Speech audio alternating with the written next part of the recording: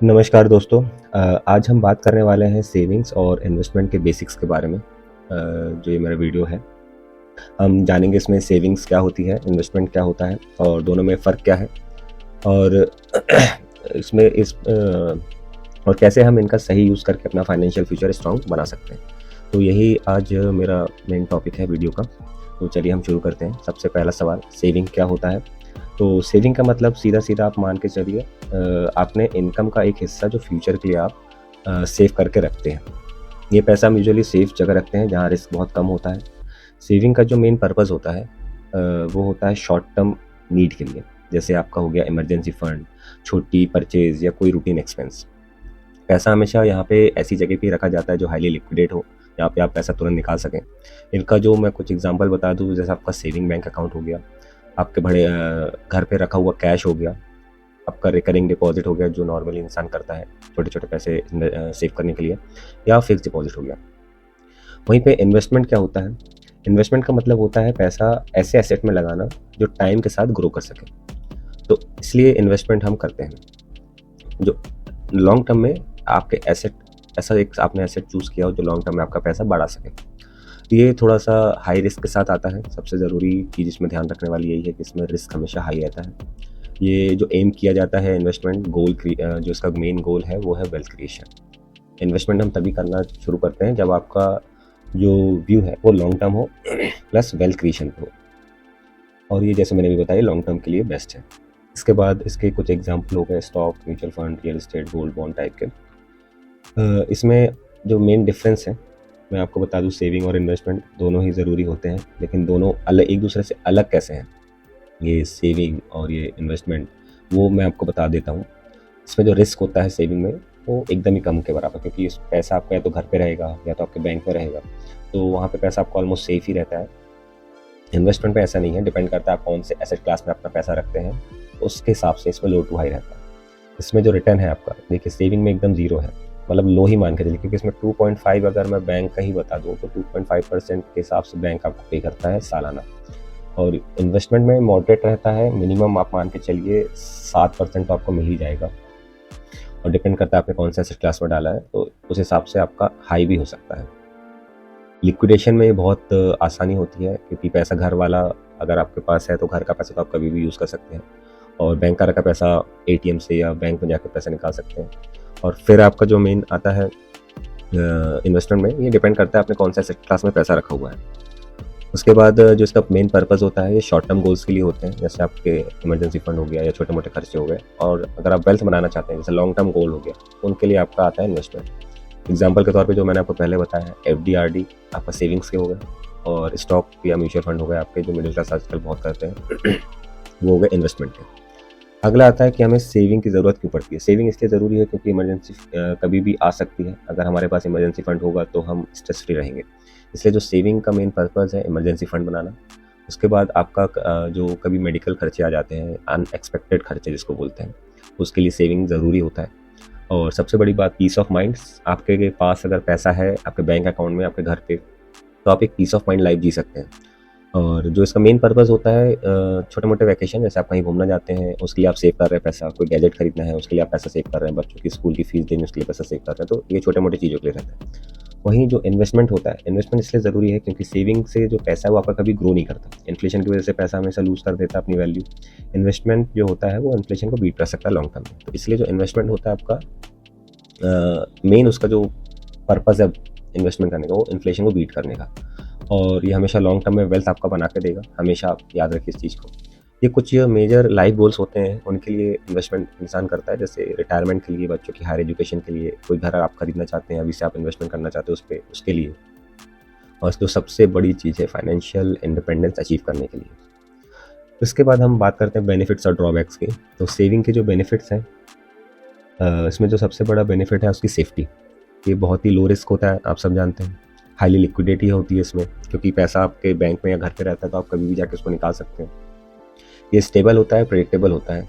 आपका पैसे आप रिस्क फ्री रहता है, मतलब आपको टेंशन लेने की इसमें ज़रूरत नहीं है, आपको पता है आपका पैसा पड़ा हुआ है।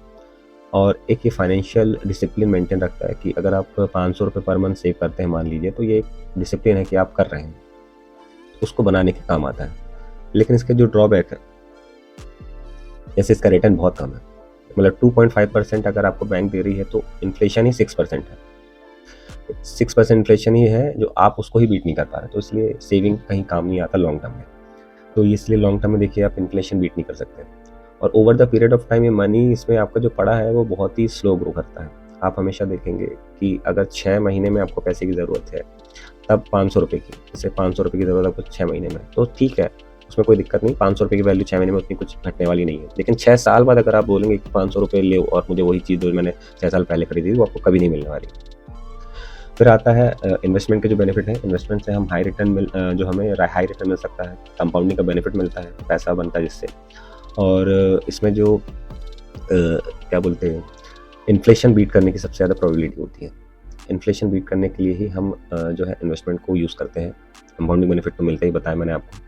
उसके बाद इसमें आपको मल्टीपल एसेट क्लास चूज़ करने का ऑप्शन मिलता है, जैसे आप बॉन्ड हो गया, डिबेंचर हो गया, इसके बाद इक्विटी में हो गया, म्यूचुअल फंड हो गया, रियल एस्टेट में भी आप इन्वेस्टमेंट कर सकते हैं, बिटकॉइंस हो गए, तो बहुत से इसमें ऑप्शन होते हैं। सबसे बड़ा ड्रॉबैक जो इसमें है, इसमें रिस्क ऑफ लॉस होता है। पैसा आपका कभी भी इसमें जा सकता है, इसलिए हमेशा कहा जाता है इन्वेस्टमेंट करने से पहले अपने फाइनेंशियल एडवाइज़र से सलाह ज़रूर लें, क्योंकि वही आपको सही गाइड कर सकता है कहाँ पैसा आप रख सकते हैं प्रॉपर एलोकेशन के साथ। इसमें मार्केट बहुत ज़्यादा वॉलेटाइल होता है, ऊपर नीचे आप देखते होंगे, ऊपर नीचे जैसे भी चलता रहता है, उस हिसाब से आपका पैसा ऊपर नीचे होता रहेगा। इसमें सबसे ज़रूरी चीज़ नॉलेज और पेशेंस होता है। अगर आपके पास अच्छा खासा नॉलेज है इन्वेस्टमेंट का, आप बहुत बढ़िया पैसा बना सकते हैं। प्लस जो पेशेंस है, क्योंकि लॉन्ग टर्म चीज़ें होती हैं, पैसा आप ऐसा नहीं कि आज डाले कल निकाल लिए। ट्रेडिंग नहीं कर रहे हैं आप, कोई भी चीज़ ट्रेडिंग का मतलब तुरंत आपको उसका रिजल्ट मिल रहा है, पर आप ट्रेडिंग नहीं कर रहे हैं। आप क्या कर रहे हैं कि भैया लॉन्ग टर्म में पैसा बनाना है, तो आपको धैर्य रखना पड़ेगा। इसलिए इसमें देखिए शॉर्ट टर्म गोल के लिए बिल्कुल नहीं है। जैसे आप पैसा आप मान लीजिए अभी रख रहे हैं और 6 महीने बाद आप सोच रहे हैं कि मैं म्यूचुअल फंड में पैसा रख रहा हूँ तो मुझे 6 महीने बाद वो पैसा चाहिए, तो बिल्कुल मत करिएगा, ये आपका पैसा डुबो देगा। उसके बाद कुछ टाइप्स मैंने यहाँ पे बताया है जो मैं आपको पहले भी बता चुका हूँ। सेविंग अकाउंट होता है, जैसे सेविंग के जो आपके इंस्ट्रूमेंट हैं, saving account, fix deposit, recurring deposit, post office schemes होते हैं और लिक्विड म्यूचुअल फंड। हालांकि इन सबसे अच्छा मैं आपको बोलूँगा, आप अगर पैसा सेव करते हैं आपके नॉर्मल सेविंग के लिए, तो जैसे इमरजेंसी फंड के लिए, तो आप इसमें पैसा रखिए, ये ज़्यादा बेस्ट होता है, बैंक से अच्छा आपको रिटर्न भी देता है। और इन्वेस्टमेंट के जो इंस्ट्रूमेंट होते हैं, स्टॉक्स हो गया, ETF हो गया, म्यूचुअल फंड हो गया, बॉन्ड्स हो गए, रियल एस्टेट हो गया, गोल्ड हो गया, एनपीएस हो गया, ये सारी चीज़ें आपकी इन्वेस्टमेंट में आते हैं। फिर आते हैं रिस्क वर्सेस रिटर्न का जो कॉन्सेप्ट है। फाइनेंस का बेसिक रूल है, जितना रिस्क उतना रिटर्न। आपको देखना होता है कि आप कितना रिस्क हैंडल कर सकते हैं। अगर रिस्क कम लोगे तो रिटर्न भी उतना ही कम मिलेगा। तो ये सीधा प्रिंसिपल यही कहता है, रिस्क अगर आपने ज़्यादा लिया है तो आपको पोटेंशियल जो रिटर्न है वो ज़्यादा मिलेगा, वहीं कम लिए हैं तो कम मिलेगा।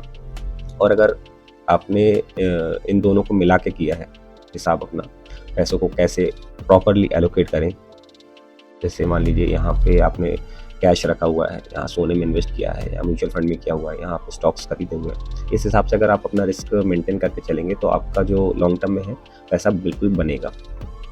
उसके बाद आता है कंपाउंडिंग का मैजिक। कंपाउंडिंग आप सब जानते हैं एक मैजिक है, इवन हर कोई बोलता है ये 8 वंडर ऑफ द वर्ल्ड है।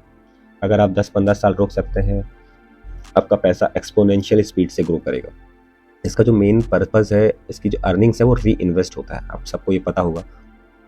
अगर आप कंपाउंडिंग में बिलीव करते हैं तो जैसे आपने 100 रुपये डाला, उससे आपने 20 रुपये कमाए, तो वो 20 रुपये अगली बार जब आप इसी पे जब इंटरेस्ट मिलेगा तो 120 रुपये में मिलेगा, ना कि 100 रुपये में। इसलिए जो आप इसकी अर्निंग पे है उस पर भी आपको पैसा मिलता है। लॉन्ग टर्म के लिए बहुत बेस्ट होता है। और जितनी जल्दी आप चालू करेंगे, मैं अपने सभी दोस्तों से कहता हूँ, इन्वेस्टमेंट और सेविंग जितनी जल्दी आप चालू कर सकते हो उतनी जल्दी करिए, क्योंकि आपके पास समय ज़्यादा मिलता है उसको ग्रो करने का। इसके बाद जो सबसे बड़ी चीज़ आती है, ये शब्द आप लोगों ने सब हर कोई सुना होगा आज के ज़माने में, तो इन्फ्लेशन। इन्फ्लेशन का मतलब है चीज़ों का दाम बढ़ना। अगर पैसों को बस आप मान के चलिए सेव ही करते रहेंगे तो उसकी वैल्यू एक न एक दिन ख़त्म हो जाएगी। जैसे आप मान लीजिए 100 रुपये आज से 10 साल पहले उससे आप बहुत कुछ खरीद सकते थे। आज आप 100 रुपये जाइए, चाय समोसा में ही आपका पूरा पैसा ख़त्म हो जाएगा। जैसे मैंने यहाँ पे बताया है कि ये जो वैल्यू 100 रुपये की आज मिट्टी के भाव है। तो इन्वेस्टमेंट जो है यही इन्फ्लेशन को बीट करने में मदद करती है। मैं इसमें एक चीज़ आपको बताना चाहूँगा, जितने भी ये फाइनेंशियल इन्फ्लुएंसर हैं जो कहते रहते हैं SIP कभी आपको अमीर नहीं बना सकता, मैं ये कहता हूँ अमीर मत बनिए, पर आपका पैसा तो बढ़ा सकता है। भाई इन्फ्लेशन अगर मैं कह रहा हूँ 6 से 7% भी है और SIP अगर आपको 12 से 14% भी रिटर्न दे रहा है, तो आप इन्फ्लेशन से बहुत आगे हैं, बीट कर चुके हैं आपने उसको। अगर जो पैसा आपका ऑलमोस्ट ख़त्म है वो पैसा आपके पास आने वाले फ्यूचर में सेव तो रहेगा, उसकी वैल्यू सेव तो रहेगी। बिल्कुल आप इस पर मत जाइए कि हाँ SIP सही नहीं है, SIP सही नहीं है। मैं तो कहता हूँ बिल्कुल करिए SIP, लॉन्ग टर्म में आपको बेनिफिट ही देगा।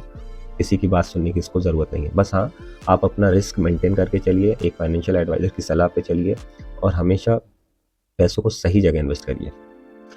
इसके बाद आता है how much should you invest. ये मैं अपने पुराने वीडियो में भी बता चुका हूँ, जो अपना 50-30 और 20 का रूल फॉलो कर सकते हैं आप।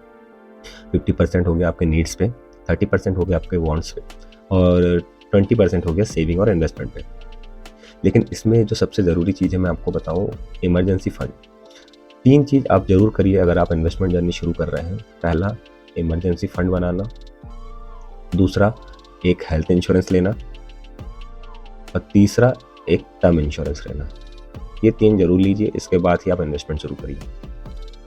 इमरजेंसी फंड एक बार आपका बन जाएगा, हेल्थ इंश्योरेंस एक बार आप ले लिए, टर्म इंश्योरेंस एक बार आप ले लिए, इसके बाद आप करते रहिए जो करना है। सारी इन्वेस्टमेंट फिर आपकी वेल डिजर्व है।